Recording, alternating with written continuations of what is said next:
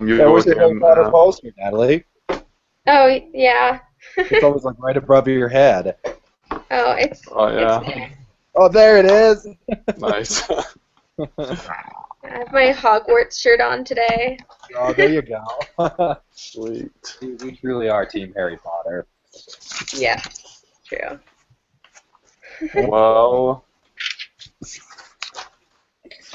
so I can start if you want. Yeah, go sure. for So this was definitely not so much math this time, it. Mm-hmm. was it? It was kind of nice, I guess. Unfortunately, Yeah, it depends on how you I look don't at mind the math. it. Yeah, this is a little more memorization. So, Yeah. Mm-hmm. so the first question was just like the components of a nucleotide.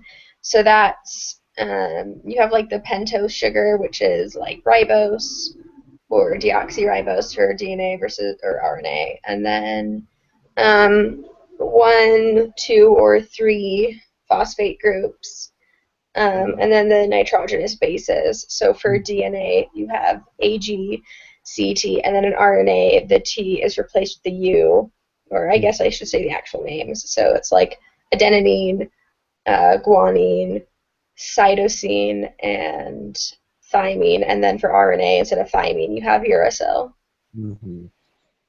Um, yeah. So You know, that's guys, I can't tell you how many times I've been over like DNA, its replication, its translation, fine. transcription. I mean, we can't get enough of learning about DNA. This is literally the sixth class now that I've learned about DNA. You can I keep didn't know track. about it. I have no idea how many it's been. Yeah, I Yeah. don't know down. I mean, Repetition is good though. yeah. Well, I mean, this stuff is like the basis of all life-related Mhm. anything. So, I mean, True. I understand why. I'm just like, yeah. No, I get you. like how many times we have to go over it, but all right. Okay. Uh, I So, can do another one, I guess, since that one well, was pretty easy. did you do the one prime, two prime, three prime, four prime, and five prime carbons? I'll do that now. Okay. So, the one prime carbon, and this was just, it wants to know, like, what they do. Hmm. Um, this one's for the one prime um, goes along with the ribose and the deoxyribose, and then it just attaches to any of the nitrogenous bases. And Mhm. then the 2' carbon um, is there's one for ribose and one for deoxyribose, and so the one for ribose connects with a hydrogen atom and to a hydroxyl group, right? Yeah. Yeah, to a hydroxyl group for RNA and just to a hydrogen atom for DNA. Yeah. Hmm. Well, two hydrogen atoms, right, for the DNA for deoxyribose. Yeah. Mm, Um, So I have a yeah, question. yeah. So what's the difference between deoxyribose and ribose? So, the deoxyribose. Oh, I should know this. Um, I thought it was just one. I know that the D. I mean, it said something that it doesn't deoxy. Like I think it had it uh, Is the only there thing to more? lacked an oxygen on. So like, Isn't it like a ring thing? well, it's. I'm pretty sure it's said in the text. yeah, what it is the only But difference like is that there's a hydroxyl group in ribose and there's just a hydrogen atom in DNA in Oh, deoxy. okay. So Oh so in yeah. deoxy, deoxyribose is that RNA? no, that's DNA. Uh, Deoxyribose For is DNA. as in yeah, DNA and deoxyribose. ribose is RNA. Yeah. Mhm. So it's just if you just Ribose. listen to the it's because it's an acronym. So deoxyribose is nucleic acid versus ribose or nucleic acid. Yeah. Mhm. Okay. Oh yeah. Okay.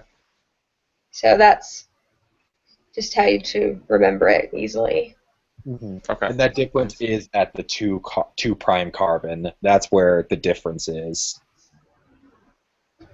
Okay. Yeah. Okay. Let's see where else. So I think I'm on 3 prime carbon now. Yeah. Mhm. Oh, there's a lot. Okay. So for the 3 prime carbon, for DNA and RNA, it latches onto the hydrogen atom and the hydroxyl group. And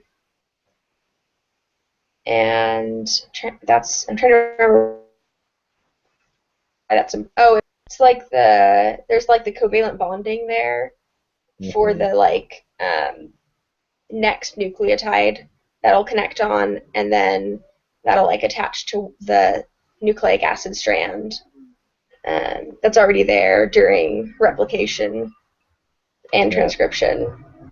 So Yeah, wait, does the Um, nucleic acid attach to it? yeah. So it's you have your one that's being added on, that the incoming one is going to bond covalently with the strand that's already there, and that happens during transcription Oh, replication. So, so are you is that well, unclear? I'm just No, it's not. I'm just wondering if I understand correctly. So like, you have the 1 prime where the nitrogenous base is attached, right? Mm-hmm. And then a new one comes in, and how does that if doesn't it attach on the 1 prime carbon? No. It attaches to the 3 prime carbon and the 5 prime carbon. That's why it's called the 3 prime to 5 prime end. Right. At the 3 prime, there's a hydroxyl group, and this hydroxyl group reacts with the phosphate group. Okay, on the Oh, yeah. on the next nucleotide, and that's how they attach. And do you remember how peptide bonds are formed, guys?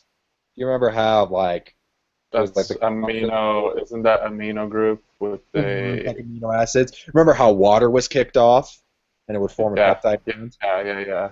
hydrogen? It's the same thing here. Like the hydroxyl group and the phosphate group come together, and the water is kicked off. Okay. So, and this all happens at the Which is a 3 prime. hydrolysis? Isn't that hydrolysis or something? Yeah, hydrolysis. Or Well, not hydrolysis, but the opposite of it? What's that called again? man, I can't believe I'm drawing a blank on The it. opposite of what? Hydrolysis. Hydrolysis. I'm gonna look it up. It's I something can't on D. remember. I'm pretty sure it's something on D. Con Oh, condensation. I looked it up and it said, yeah, condensation Oh, between 2 condensation. amino acids to form a peptide bond. Yeah, that's it. It's a condensation reaction. That's what it is. Okay. So yeah, Okay. and All right. Well, I mean, so it attaches to the 3 prime through that, but what is it that holds the nitrogenous base then? Wait, let me just. You mean like with the covalent bond, or? Hold on. I'm gonna pull up a picture because it has yeah, that's what I'm doing too. So, okay, so you guys see It's this just on my screen right here? Yeah. Yeah. So this right here is a nucleotide. This is the 3 prime carbon right here. It has a hydroxyl group right there, and attaches to now pretend like this is a completely different one on the next nucleotide's phosphate right here.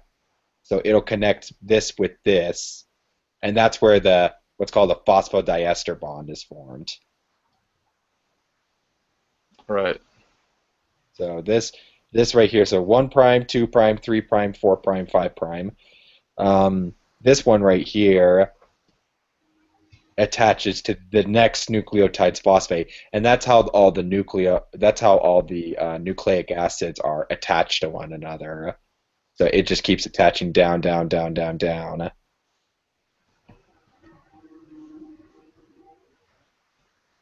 In a second.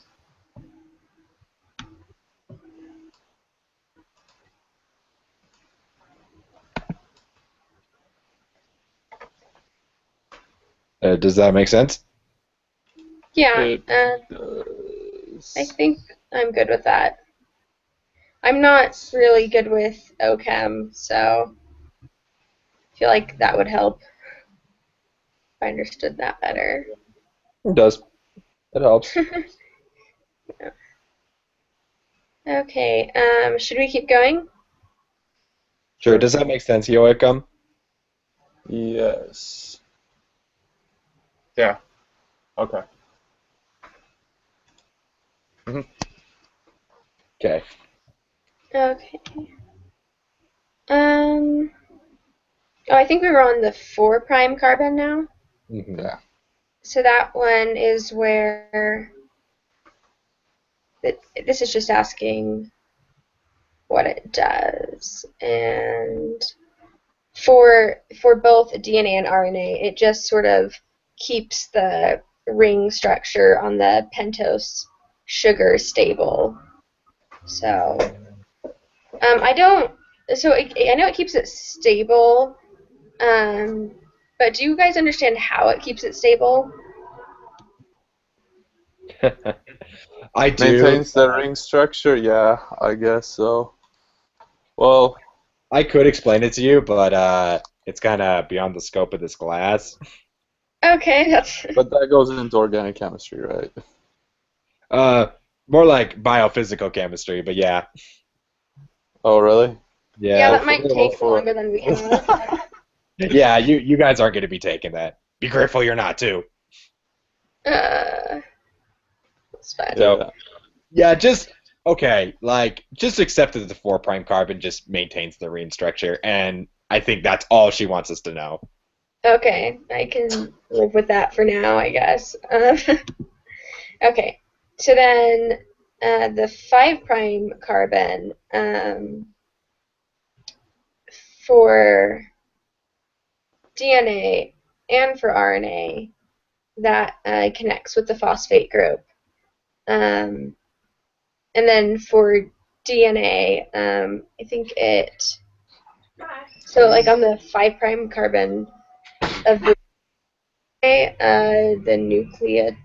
nucleotide, like it helps with replication and translation, right? Mhm. Like that's mainly what it's doing. Which one? The 5' carbon, it helps with that process. Transcription and translation? Yeah, or no, sorry, transcription and replication. And replication? Sure, I guess. I mean, it's just the connecting point from the phosphate to the next strand, because like we talked about So this before. is all just like glue. Yeah, pretty much. Like the three, yeah, yeah, that's a good way of thinking of it. Like the 5' carbon is basically like the glue of the phosphate group to the rest of the stuff. So 5' always goes with just phosphate, and then with DNA or RNA. Yeah. So, I mean, did you guys understand the difference between nucleoside and nucleotides? Yeah. No, not really.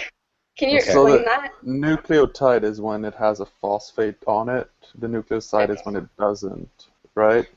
Yeah, I remember it this way. A nucleotide is tied to a phosphate group.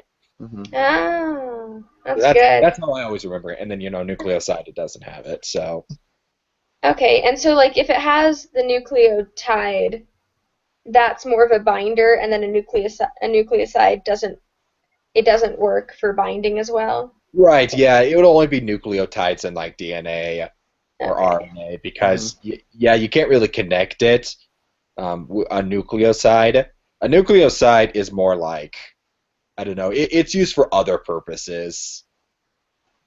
So Okay. But yeah, basically, it'll only be nucleotides in DNA and RNA. Okay. Does someone want to take number 2? I can take it. Okay. All right. Yeah. Let's see. I gotta find it. Here we go. Wait, no, that's it. Yeah, I'll just go off the key. Okay, so it says the question: what are the 4 nucleotides that you can use for RNA synthesis? I'll just cover the answers. So wait, hold on. I'm gonna stop sharing for a second here. So what do they mean by RNA synthesis? It means to make RNA, basically. Okay. Like RNA coming together. Like you remember how they talked about RNA polymerase back in Yeah. Bio 181, you know? How that's used. Mhm. That's what it's talking about. Like it's when it makes RNA. What are the 4 nucleotides that are involved in it? And I wrote so I wrote wait, did I get that right? So I wrote adenosine triphosphate, guanosine triphosphate, cytosine triphosphate, and uridine triphosphate. So is this GTP, ATP, UTP, and CTP? Pretty much. Yep, that's exactly So what it is. why is it the triphosphate? Like, why not just?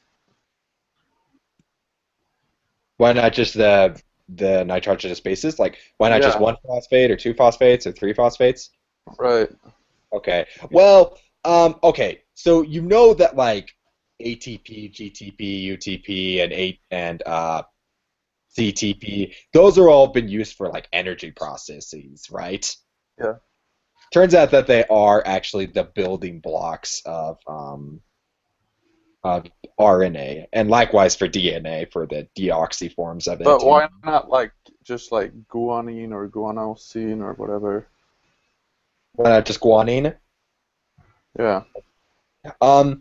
So guanine is the nitrogenous base part of it. Oh, so it's a nucleotide, so we have to like add the phosphate. Exactly, yeah. Okay. But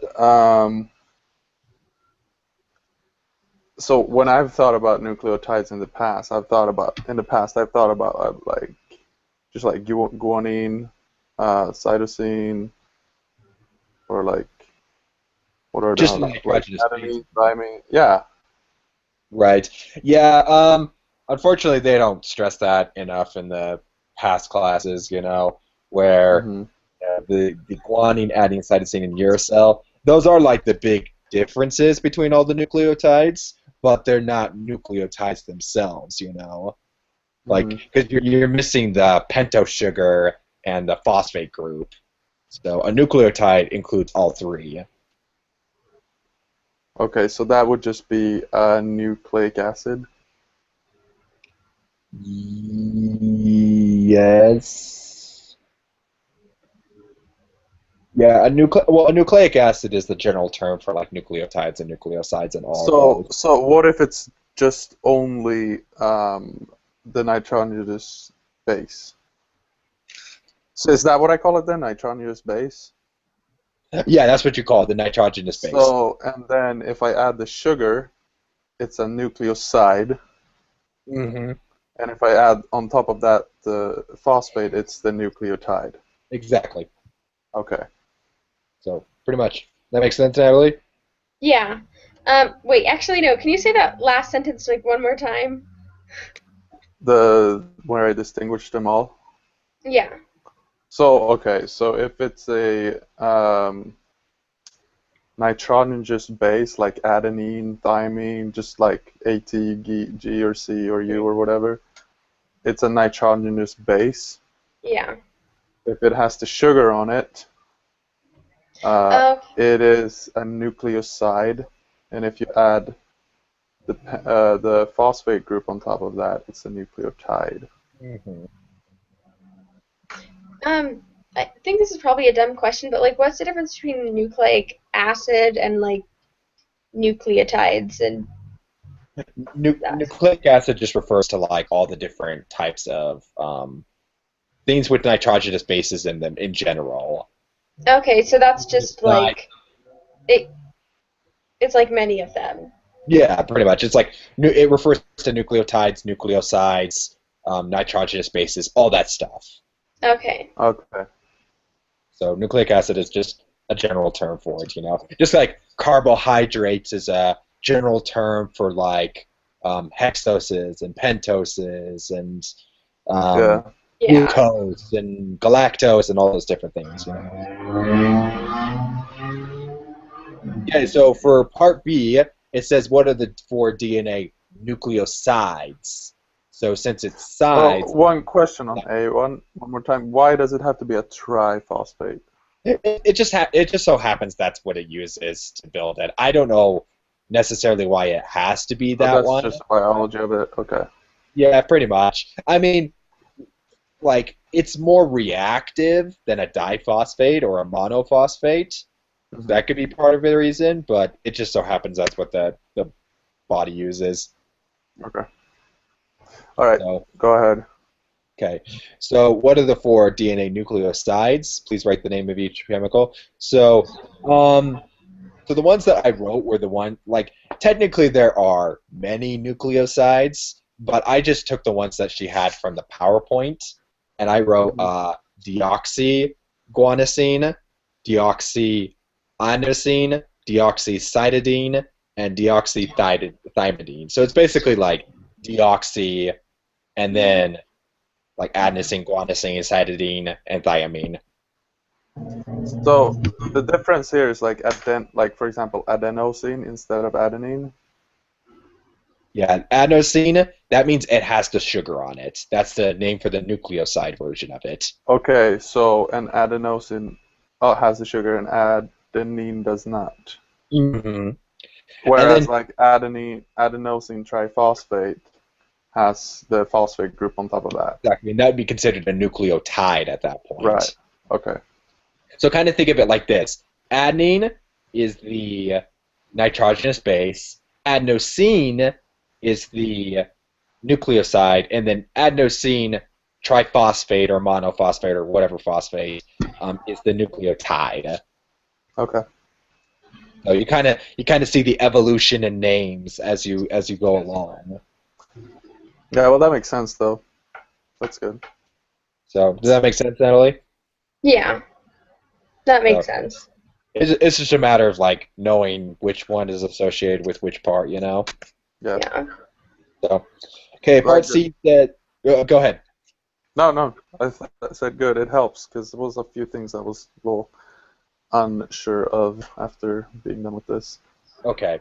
Oh, and also one other thing I want to point out is that basically, if the difference in the naming between DNA and RNA is that DNA has the deoxy part in front of it, and RNA would just have have it.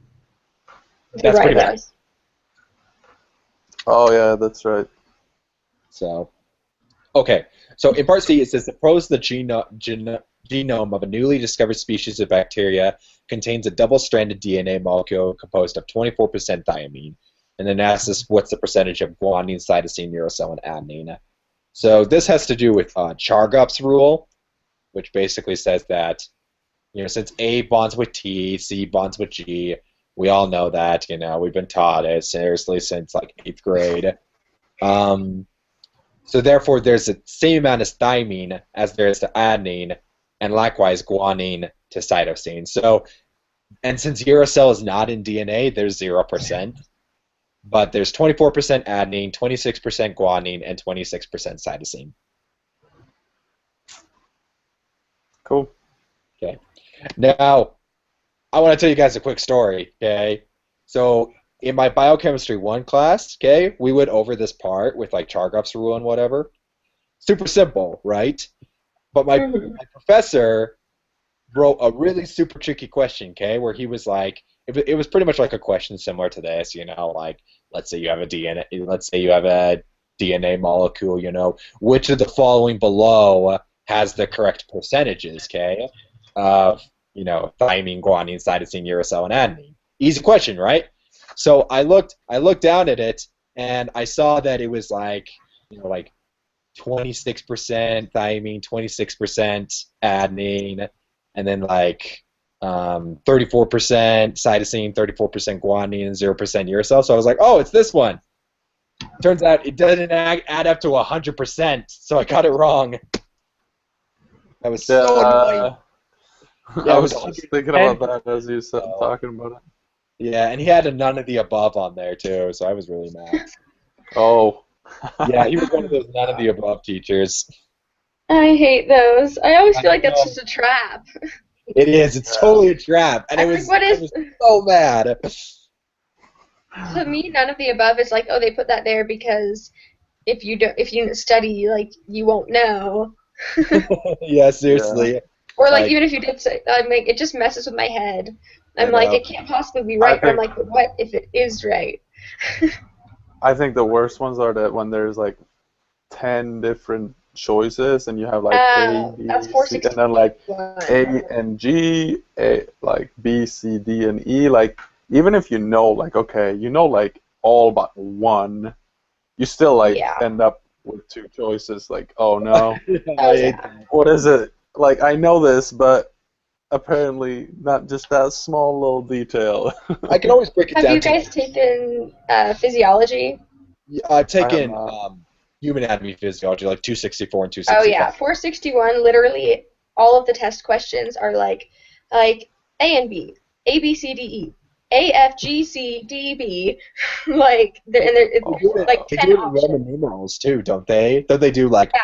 Oh yeah, and then it's like this is true, this is true, this is true. None of them are true, and then now they've added a component where you have to rate how confident you are in your answer. So so it's like 1 to 5 or something, and so if you say 5, you can actually get like extra credit. But if you're wrong and you say 5, then you can actually get like negative, like you can technically get a negative score. They do that in physiology now? Yeah, they do that. Like, they didn't do that in my class, but that's what they're doing now, and for the rest of forever. Who is the teacher? Is that every teacher? It's Hunt and Shaw. Is that every teacher, or is there other options? No. Hunt and Shaw teach together, and that's your only option. But it's a great class. Like, it was one of my favorite classes, but it is I mean, it's like those tests took me 4 hours every time. Oh man. So anyway. Like my math tests. Things to look forward to. Yeah. I don't know if I would risk it. I don't know. The longest test I've ever taken is 5 hours and 40 minutes. Man, how can you guys sit in the testing center for that long? I have never taken. Bring food. Bring food. I know you can't, but I do. Yeah, so do I. I'm just like suddenly like, oh, I was just like moving my hands. Yeah. I've never gotten in trouble, so. How do you guys hide that? Their teeth like. What do you? They don't say anything. You can like put snacks like literally in your sleeve, and no one will see anything. You're just like this. You're like. Yeah. I just put them on the table. I was just wiping my mouth, and now there's nothing there. So I always bring it in, and they've never said anything. Like I bring it to the desk when I check in. I bring it, have it on the table. They've never said anything. Yeah. And I used to work at the math lab, and our boss, he was like, so like if you take a long test, you can sleep in the testing center. They're not gonna do anything. You can take a quick nap. Yeah, I've done it. Sometimes it's just you need a break. Clock out. After like 2 hours, your brain just starts to go. So well, see, that's what I'm saying. Like that's why I can never take a test longer than 2 hours. Because seriously, by the time 2 hours is expired, I'm like, I can't stand being in here. You have 50 questions, but really it's way more than that because you have to look at every single statement. And there's like 10 and figure out if they're true or not. And then you also have a really big write-on portion. So you'll have like 3 essay questions that take at least a page each. So you're in there for a while. Yeah. Right, anyway, back to genetics. Yeah, I hope Jay watches this video. It's very interesting. Yeah. Joachim, you got number 3? All right. So I get the math part. I need help on this one because I looked through the notes, the PowerPoints, the videos. I couldn't figure out How Okay, to? I think I got this one though. So the first one was the mouse version of chromosome is chromosome 1 is 197 million base pairs in length. How long is the DNA portion of chromosome 1 in meters? So for each base pair, it's a 0.34 nanometers, and nanometers is 10 to the negative 1. Okay, so I just took 0.34 times 10 to the negative 1 times 197 millions, and that gave me 0.06698 meters. Okay. Mhm. Is there any questions on that one? Nope, it makes No, sense. I'm So good. each base pair is 0.34 nanometers long, then, huh? Yeah. And there's let's see, a billion nanometers. Let's see, there's a billion nanometers in 1 meter, and Is exactly.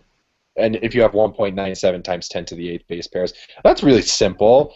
Man, I kept looking through it, and it didn't tell me anywhere where one base pair was equal. It told me things like 30 nanometers is equal to about 146 to 147 base pairs. That's what I found. You can still. Well, it said in the reading that that's what it was. Word. Couldn't find it. Anyway, okay. Okay, go Anyway, on. so on B, so based on what we've learned in class, how many nucleosomes are found on the mouse version of chromosome 1? Assume that the average length of the linker DNA is 50 base pairs. So on this one, we saw that on the nucleosome there was like 147 or 146. Mm-hmm. So I just used 147 plus like 50 base pair for a linker, so like that connects them. So you have to add those two. So it becomes 197 base pair per nucleosome. Wait, could you repeat that again, Joachim? Okay. So it's 146 or 147 base Uh-huh. pair in a nucleosome. But then you have a linker that's 50 base pair long between Eh, every one. So you have to add those. So you Okay. have 197 base per nucleosome. Now, if you want to be really correct, I guess you need to take away one linker in the end or something, because you probably get one more. But I don't think that matters. Mhm. So for the answer, can you say like plus or minus 1? oh, Yeah, hold on. that's what she said in the key, actually. No, wait. So then you take 197 million and divide it by 197, which equals a million. The key, let's see. It says like 1 to 1.01 million. Yeah, she probably used 146 in that case. Yeah, so either one works, I guess. So is Yeah. that what you mean, Natalie? The for C or for B? For B. Yeah, I got 1.01 e to the sixth. Yeah, that's in the key. She said that's correct too. So Oh, so both of them? both of them are correct. Yeah. Okay. Because Cool. it's sort of like because it's 196 or 197, and you can't have half of a base pair that I know of. Yeah. So yeah, you can't really meet in the middle. Exactly. Yeah. So for C, then, the haploid human genome is approximately 3 billion base pairs in length. Mhm. How many histones are predicted to be found within the haploid human genome? Assume the average length of the linker DNA is 50 base pairs. So for this one, I took 3 billion. It's again 146, 147 per histone, and add 50. So I divided 3 billion by 197. And then it wants to know how many uh, histones are predicted. So like in a nucleosome, there's 8 histones, right? Uh-huh. So sorry, I said wrong in the beginning about the histone. But so first to find how many nucleosomes, you did take 3 billion divided by 197, and then multiply it by 8 to get how many histones. Yeah. And that was like 1.22 e to the 8th, right? yeah. I just wrote out the number, so like 1218274. I really like scientific notation. It makes Yeah. my life easier. Oh yeah. It does. I actually think in scientific notation now. Like, I'm not like, oh, you're not a millionaire. You're a 1 times 10 to the 6th year heir. That's what you are. Hey, she's right That's though. smart. Scientific Yeah. notation is super useful, especially in chemistry when you deal with like super small numbers. Well, yeah, in that case you have to, but like And I don't even do times 10 to the. I just do the capital E in the number because I'm lazy. So Efficient. the as long less as writing, they know the what we better. mean. Yeah. Yeah. So everyone clear on that one? Yeah. Okay. It's all just like basic. It's like the train tracks that you do in chemistry. Yeah. So, but So easier. For D then, how many copies of the histone H3 are predicted to be found in the nucleus of the typical human somatic cell? So what's important first is to know that the other one was a haploid. So this is diploid. So we have to double the base pairs first. And then we divide it by 197 first to get it to how many nucleosomes. And H3, there are 8 histones in each nucleosome, and 2 of them are always going to be H3. So we take that and multiply it by 2. So, can you actually explain that a little more? Because that kind of confuses me. The H3 with the nucleosomes and the histones. Okay, so you have. Give me a second. So in the reading, you have like 4 different proteins, histone proteins, that are in a nucleosome, and they always have 2 of each. So H3 was one of them, and whatever they call it. H2A, H2B, and H4. Right. So here in the reading it says there are 4 histone proteins within a nucleosome, each present in 2 copies. So if it's asking for how many copies of the histone H3, we know that we have 6 billion divided by 197 nucleosomes. And if we want to know how many H3, we know that there are 2 of those. So we just have to multiply it by 2 to get to the answer. Yeah. And that was like 6.1 to the 7th? 10 to the 7th, I guess. Okay. Does that make sense? Yeah. Thanks. Yep. Okay, cool. So number 4 then just gives us a list of different kind of molecules, and then it asks us, different types of stuff like that. Natalie, do you want to take that one? Yeah. Is there anything that you guys are like confused about in this? Nope, I'm good. Okay. Wait. Because I think maybe we can. Yeah. I think we have talked about it. Like I was confused when I did it, but like we have gone over this stuff already. Because And we the went over last the like one, tide versus side already. the last one I'm not confused on either. So Yeah. So that's. we call it good here. Maybe if we just want to do like,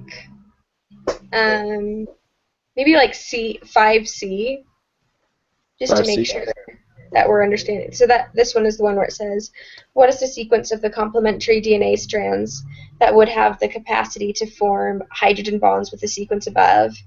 Okay, Hey, I got a question for you guys on that one. Okay. Did you write the 3' to 5', like the 3' on the left-hand side and the 5' on the right-hand side? Yeah. Fantastic. Yeah. That's right, isn't it? It is, yeah. I just wanted to emphasize that to write the 3' to 5' because I'll bet you money that on the test, okay, she's gonna write the answer from 5' to 3', which will be backwards. Yeah. So I just wrote it up. Like I wrote it up once more, and then just wrote 3' under the 5, and 5' under the 3, and then just added them. Right. Yeah, I and- just wanted to point that out because like you have to be sure you have like the anti-parallel thing correct. Yeah. Yeah. And so, like, literally, all you do is, like, where there's an A, you write a T. Where there's a G, you write a C. C is a G. And so that's Yeah. all. We're just reversing it, like, completely. And that's why you put the 3' in front. So you read 3' to 5' instead of 5' to 3'. Exactly. Yeah. So that's okay. So I think if we're good on that. Oh, okay. So that one I understand. And then for D, it asks how many turns of the DNA double helix would be found. And so this is for this is asking about part C, about the question we just did, right? The It's 3'. asking about, yeah. Okay. So we just count how many bases there are, right? So 1. Yeah, it was like 25. And then you just divide it by 10 because because it's 10 base pairs per turn. Right. Pretty much. And that's always true, right? That's a constant. So then it's just 25 divided by 10 and 2.5. Yeah, pretty much. Okay. All right. I think I'm good on all the other questions, unless you guys want to go over them. Nah, I'm good. 3 was the Okay. one I really struggled with. Yeah. Wait, let's just review you real quick. So, 4A, nitrogenous bases, that would be like uridine, thymine, and guanine, right? No, uracil. Uracil. Yeah, uracil, guanine, and thymine. Which molecule contain a ribose? That's the Adenosine. adenosine triphosphate. Yeah.